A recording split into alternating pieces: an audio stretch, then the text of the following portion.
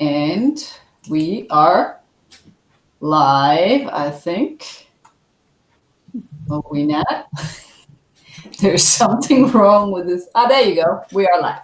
All right, congratulations, technology. Yay, I did it. Yeah. I hear the connection a bit crackling. Welcome to episode 35 of What You Focus On Expands. And we're going to change and alter the series a little bit by focusing on one topic per show. So today's topic is business. And as you can all imagine, in business, it's the same. What you focus on expands. And that's what we're going to talk about today. So feel free to interact with us and engage with us. And we have three amazing experts with us here on the show. We have on the top right, from my perspective, Florence Dambricourt. Can you please introduce yourself? Yeah, good afternoon, everyone, or good morning. So I'm working as a coach in self-leadership and in team coaching. So I'm going to be here to talk about the team coaching in business. Team coaching in business, and what you focus on there expands as well. Exactly. Where are you based, Florence? In Geneva. Geneva. All right. Nice. French part of Switzerland. Okay, and then we have Norman Maldonaddo. Hi, Natalie. Hello. I'm Norman. I'm from the United States, New York, and basically I work with individuals and companies in helping people grow through their work, so they can work with their purpose and their mission together with the company in their job, yeah, that's what I do. So you're working with people within the company, but specifically on their goals, not on the company's. Outside and inside. In other words, finding the what's the word I can say? The measuring together the individual's purpose and mission, and then the company's mission, so that you can amplify their potential of what they can do in the job, and of course that helps the company. So it's really win-win. Now the topic. Sorry, go ahead. No, go ahead, please. Yeah, the topic I'm going to be looking at today is from the point of view of the service industry, which is basically, if you want to take care of your clients, you got to first take care of your employees, and how that can be done, and what we did in our experience. Nice. All right. Focus on your employees first, and they will expand. Mindy says, hey, yay, and New York. Yay. Welcome. You're not from New York, right? Maybe you're from the southern part? I mean, Alexandra's joining. Hi, Alexandra. And on the left, we have Caroline Groothoff. Can you share with us where you're dialing in from and what you do, please? Hi, I'm Caroline. Today I am dialing in from Canggu in Bali, and I'm originally Dutch from Haarlem, a small city near to Amsterdam. And I'm a business coach. I normally work with entrepreneurs, either startups or entrepreneurs going to the next level and really growing their business. And for companies, I work with the leadership team to really become better leaders and work together with their own team. And today I'm going to share something about the art of saying no and focusing. The art of saying no. Yes. Nice. Very curious about that one.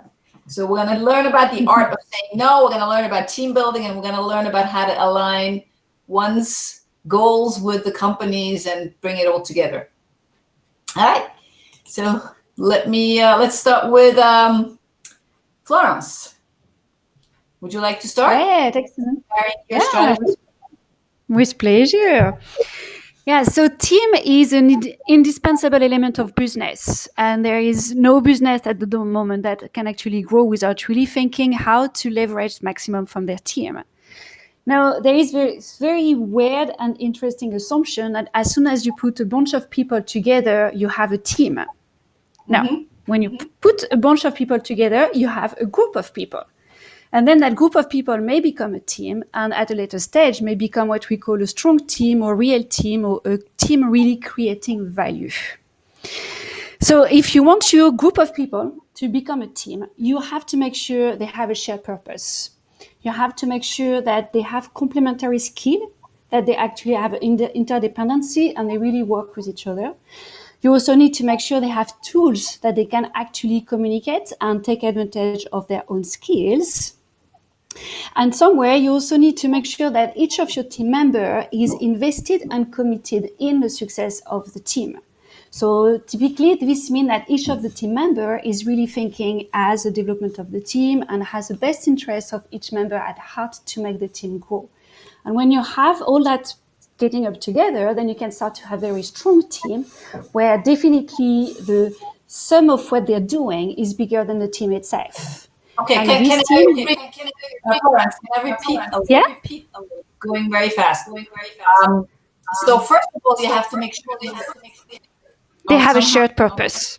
shared purpose. Okay. Exactly. So one has shared purpose. How do you get that? How do you get them to have a shared purpose? Usually you have to get everybody, every team, everyone within the team together to talk about it. And you're going to explore what is your mission, what is your vision, what is your actual purpose. And you do small exercise on doing that because this is a key element. Once you have this, then everybody can really work in the same directions. Right.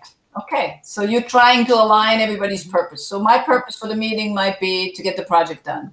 Somebody else's purpose might be to have more fun. How do you align all purposes? So you're going to align. It's not a team building exercises. We're talking about creating team, and the team building is just one aspect, a tiny bit of exercise that you may introduce to create your team. When we talk about purpose, we talk about the purpose of the team.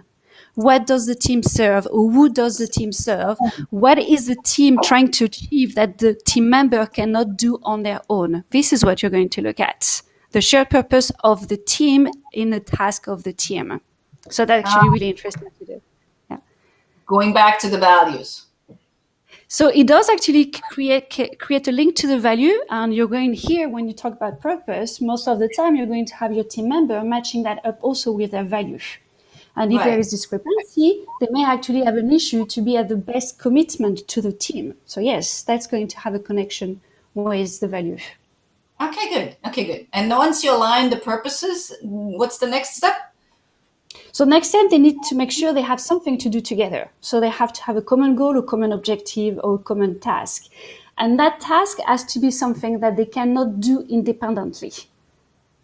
So that's the next phase. And that's what you're going to do at this stage. Usually what you do, you actually look at what we call a web of commitment, when you're actually going to have each team member identifying what they deliver to others and what they need from others. And you want that as precise as possible, because that's going to help team member understanding how they have to interact with each other to actually achieve the purpose of the team.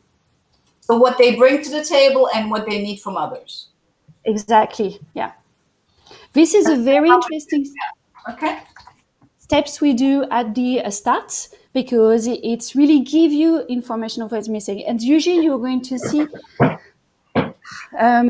let's say half of the team member would usually identify only half of the things within the mapping, either half of the thing they deliver or half of the thing they need. And it's when they talked with others, they have a clear expectation of what every member looks at. Okay. The third thing you're going to look at, of course, it's way to communicate together and to work together. How to communicate and work together. And especially if it's a remote team, that's going to be extremely important. So that would be the first three things we start with. So how do you do step number 3? So same thing, it's always conversation based on what we need to do. What are the tools we're going to use? What collaboration tool we use? Is Slack the right tool? Is this tool for presenting or creating information or requirement from a project is the right one? And depending on what the team need, they're going to already have tool, and we're going to clarify which one is being used.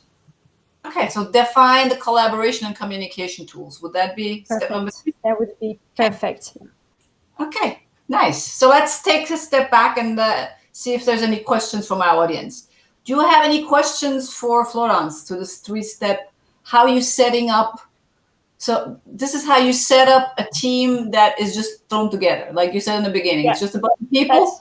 And then how do you build a team out of a bunch of people? Exactly. Super important. Otherwise it'll be just it is. individual Superman and Superwomen doing their thing, not working together. And they can be extremely good superwoman and superman, but when they bring it together, they become a super team. Yes, very true. Blair Singer wrote an amazing book. It's called Team Code of Honor. And it's basically saying you either have a team of champions or you have a championship team. Yeah. Team of champions is just, individuals. That's a great way to summarize it. Yeah. Championship team, and that's what sports does too. They're masters of that.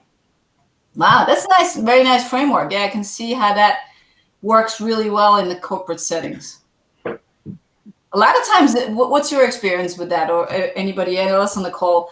In corporations, you see that teams and team leaders sometimes are just there because they're good at their job. They're not necessarily really working well together.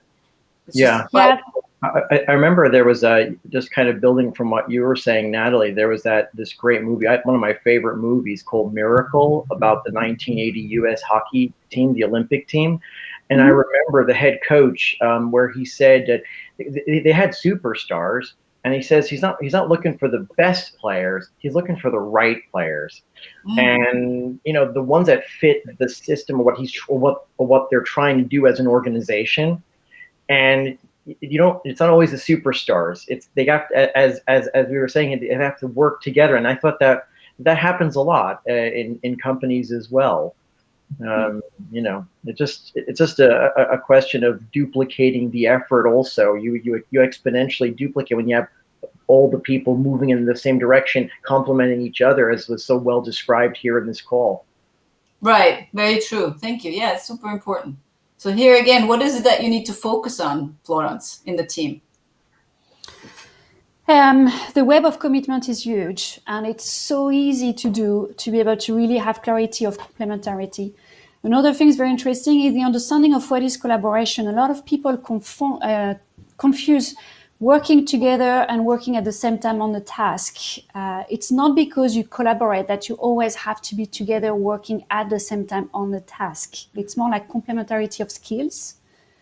And that notion of complementary skill is good. It's very important because very often in teams, we forget about the importance of diversity in skills. Mm-hmm. Yeah, teams need to be well-rounded in terms of diversity in skills. Yeah, that's true. Yes, so you have a little bit of everything. But what if there was one word that you would say? What is it that we focus on? We need to focus on in teams to make it work, to make a team work. What would be one word? The one word I would use: accountability. Each team member is accountable toward each other. So that would be really the key word that changes everything. That sense of accountability to the success of the team member and the success of the team. Focus on accountability and the overall success, not of the individual, but of the team. Yeah, exactly. Yeah. Ah, nice. So we have a question here. Tiffany says, what happens when you got 2 to 3 leaders in a team and they want to go through with their ideas? Yes, so sometimes you have a lot of headstrong people. They all want to be leaders. So that could... What do you do? That could just... You have to get the team to prioritize. Maybe all the 3 ideas are necessary, but they don't happen all at the same times. Maybe one is better for the purpose of the teams. So you have to find a way to get them to agree.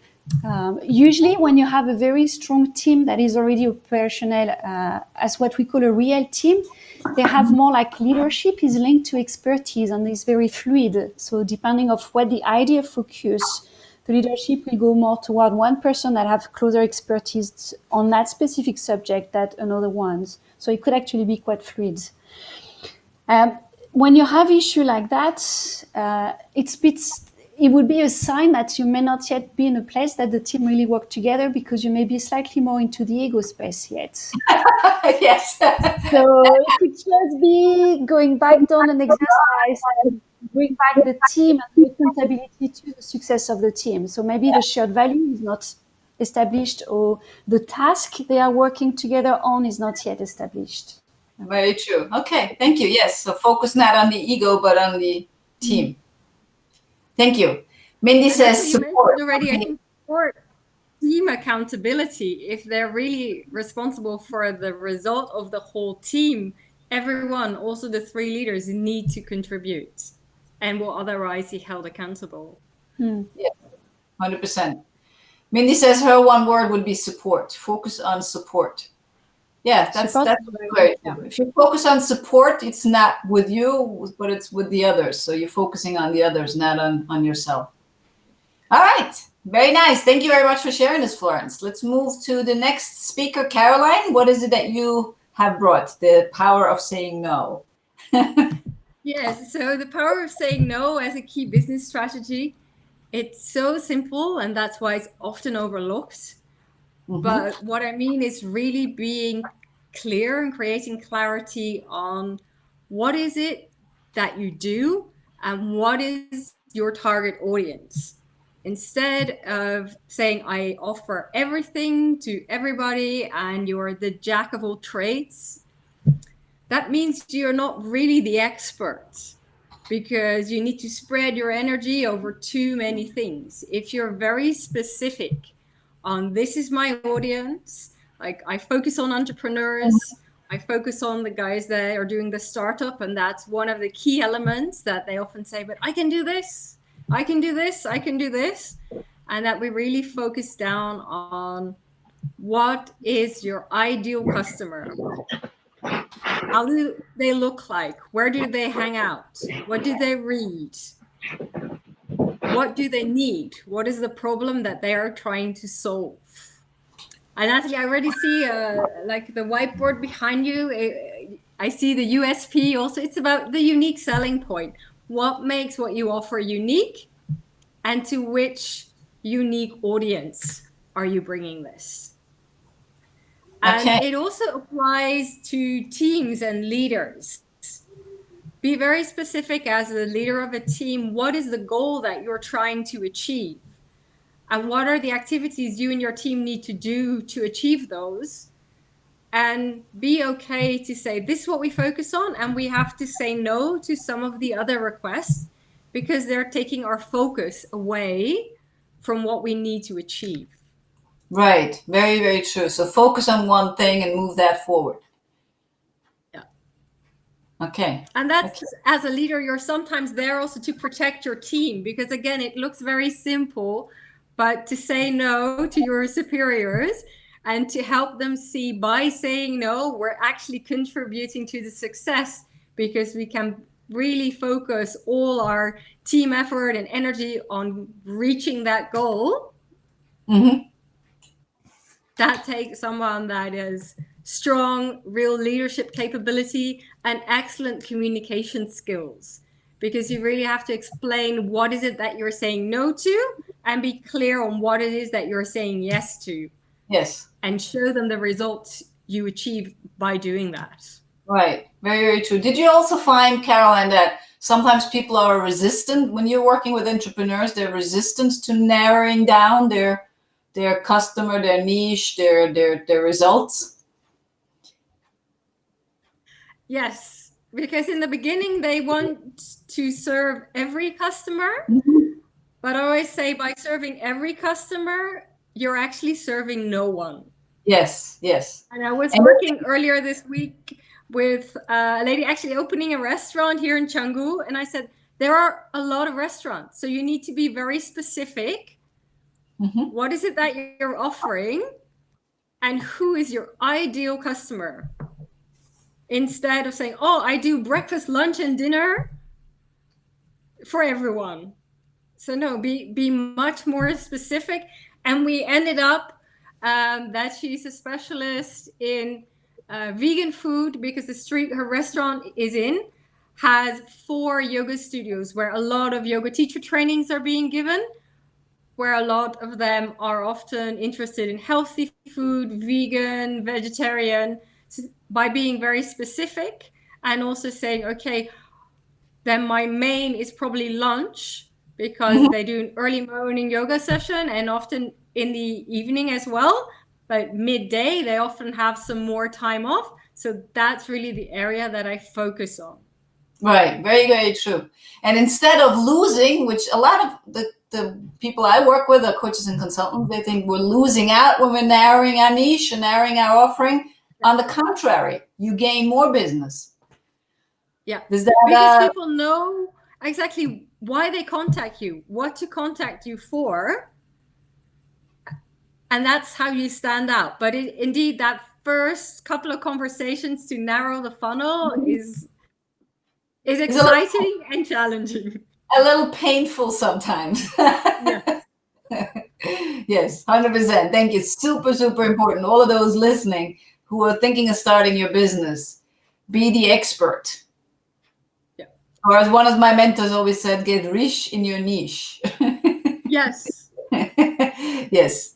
All right. Let's interact with some of our audience here. Alexandra says, I love the art of saying no. She loves that. Okay, good. Start applying it. Tiffany says, they mostly are in the ego space when sometimes I get feedback. Who's this from? Let me mute you, Caroline, for a second. She says, they mostly are in ego space when they hit their heads against each other. Yes, emotions are high, intelligence is low. Yes, very true. This relates to what Florence was sharing. And Florence is also saying no to your team can really make a difference and keep things really clear. Yes, 100%. So thank you very much for sharing this. Let me unmute you again. Is there anything else you would like to add to this? Try it out. It's going to be a challenge first. So really set yourself a goal to create clarity, be specific, and just experiment. And know that when you say no to something, you say yes to something else. So I would say you say yes to success when you learn to say no. Say yes to success when you learn to say no. Yes. Say yes to the great. Say no to the good so you can say yes to the great. Yes. Love that. Very nice. Thank you very much. All right, Norman, what would you like to share? Let me hear you. Unmute me. Thank you. I was making a lot of noise back there. Sorry. No, sorry. Well, my experience has been in the service industry, and in the spirit of distinct or extinct, kind of following what Caroline was talking about with the restaurant, where there are a lot of restaurants and there are a lot of businesses doing the same thing. And I started thinking about this idea about leadership and building leadership at the singular and at the team level, of taking care of the employee in that process in order to serve the client because of this question, which was, in the spirit of distinct or extinct, is there anything special about what we do?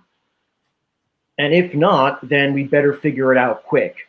And I was in that situation for several years, working with a large adult training center.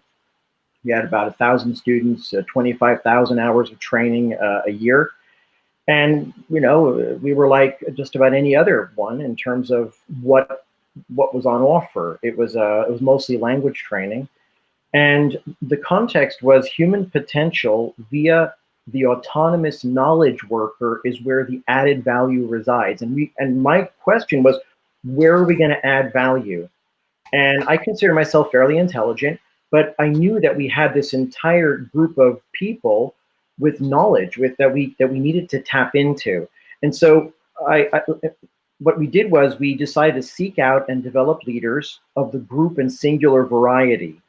And the objective was to create as many levels of autonomy within the organization individually, and to ensure, this was the big one, but it's a big one, to ensure that eventually the organization can exist without me. Okay, so say that again. So it was in the initial was human potential versus autonomy? No, human potential via the autonomous knowledge worker is where the added value resides. So it's in the human potential, but the way you unleash it is through autonomous knowledge, by working autonomously to mine the knowledge, working together in teams, collaborating together, but in a certain context that it's not top down, it's not centralized. And within that process, there are a lot of levels where you're taking care of the employee, certain kinds of employees, and there's a process. There were 3 characteristics I was looking for. I didn't invent them. I took them and I liked them, which was to identify, nurture, and deploy discipline, empirical creativity, and productive paranoia. So it was discipline? Yep, discipline, empirical creativity. What's empirical? Empirical means based on experience. Based Okay. on your experience. It's that iteration, reiteration. I remember that Caroline said, try some things out, see what works, right? Right. There has to be a certain culture for that to happen with certain kinds of people. And that was just so fascinating. And so there was that one. And then the third one, is productive paranoia, the most difficult one, the one I walk around with, and a lot of people might kind of not like, but that's that key. And if I have a moment to explain it, we had a process to find these people and to kind of develop them. So it involved, of course, we wanted to recruit these people, these types of people. What are the characteristics you're looking for in people? I'm sorry? So these are the characteristics you're looking for in people. Exactly.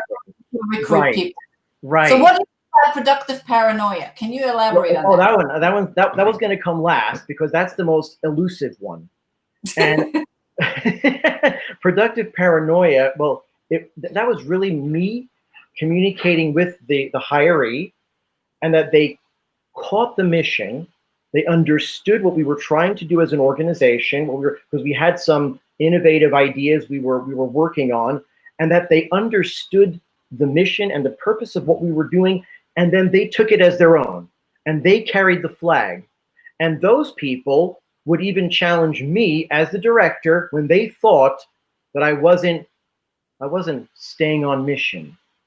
And they would challenge me even, because they knew that the mission was important. They felt that there was something that was not right. They would and we would have real conversations back and forth about, well, why was I doing certain things? I mean, when you have a certain number of subordinates who will either thumb their nose at you or take you to task as the leader because they think you're not following the mission, and they've really become, for lack of a better word, a zealot, then you have a really dynamic thing. There's going to be some conflict. There's going to be some interesting conversations, but at the same time, you're going to have a lot of great ideas.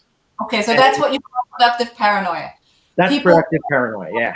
Questioning the status quo, questioning what you're doing, questioning in a productive way, not just for the sake of questioning, but for the sake of improving.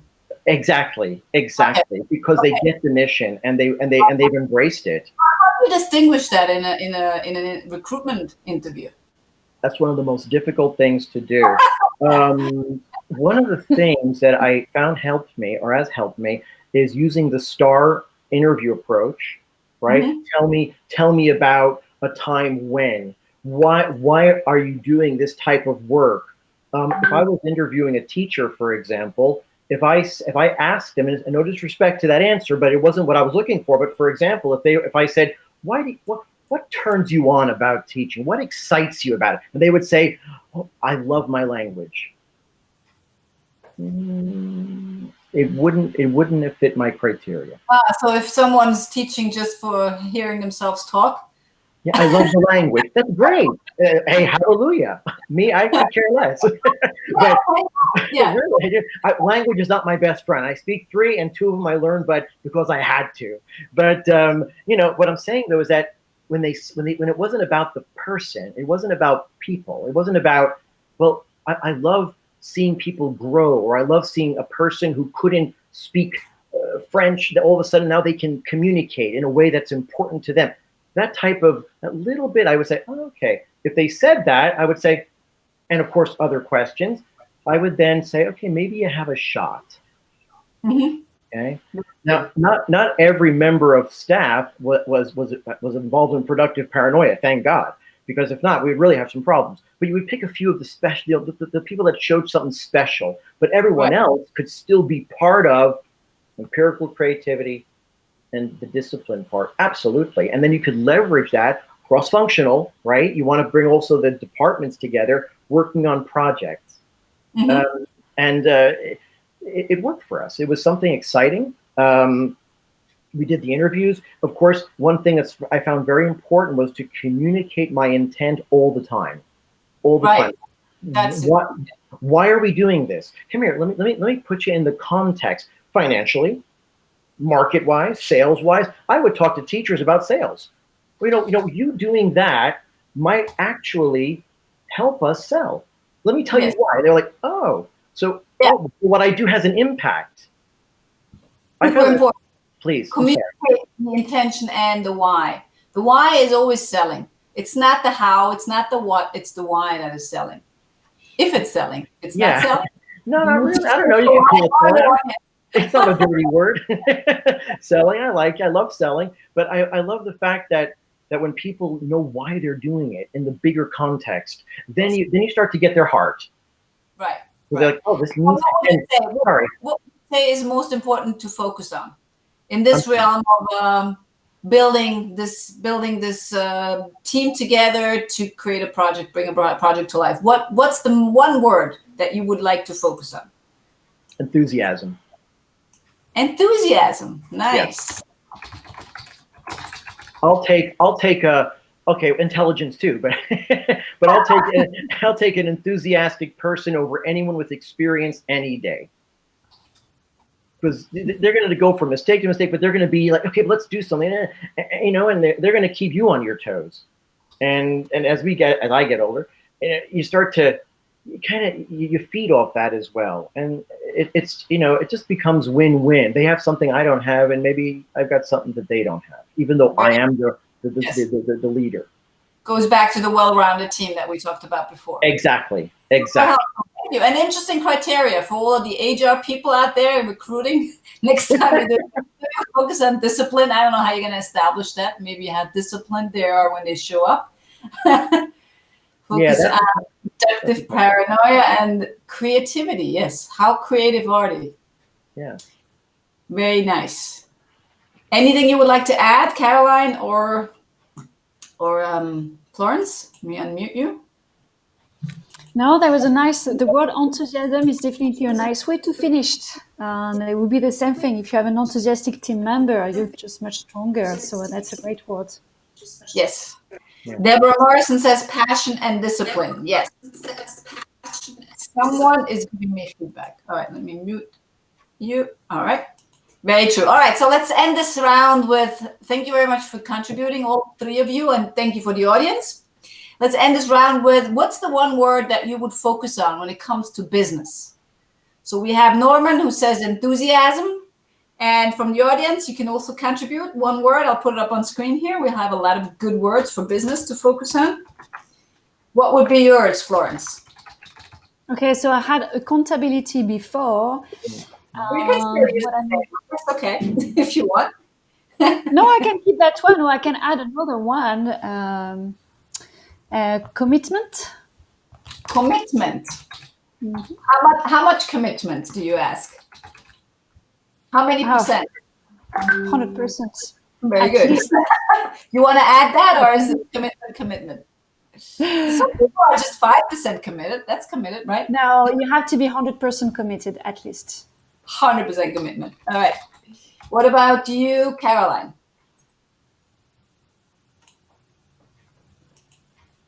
Caroline? Hello. You still here?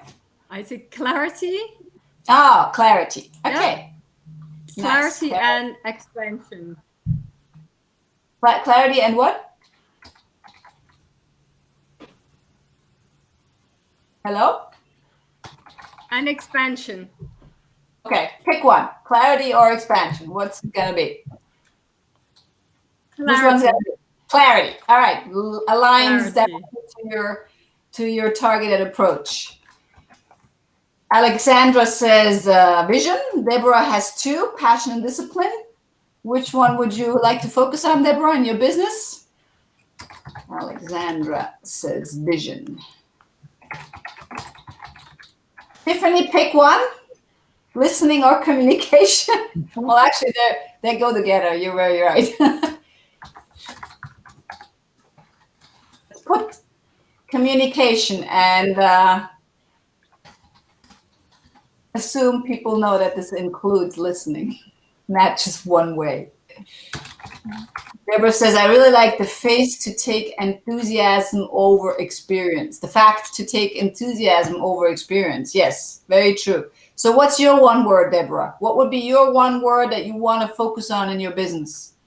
One overarching word that you think is most important. Let's see, what else do we have? So mine would be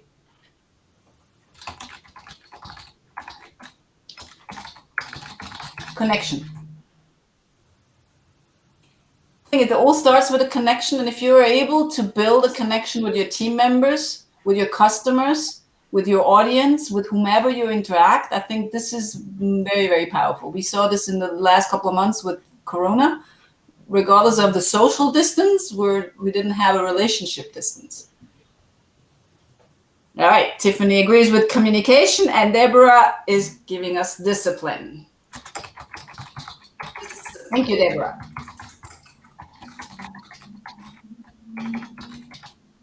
Nice. All right. So we have a whole bunch of nice business words to focus on. Enthusiasm. All right. Hold on.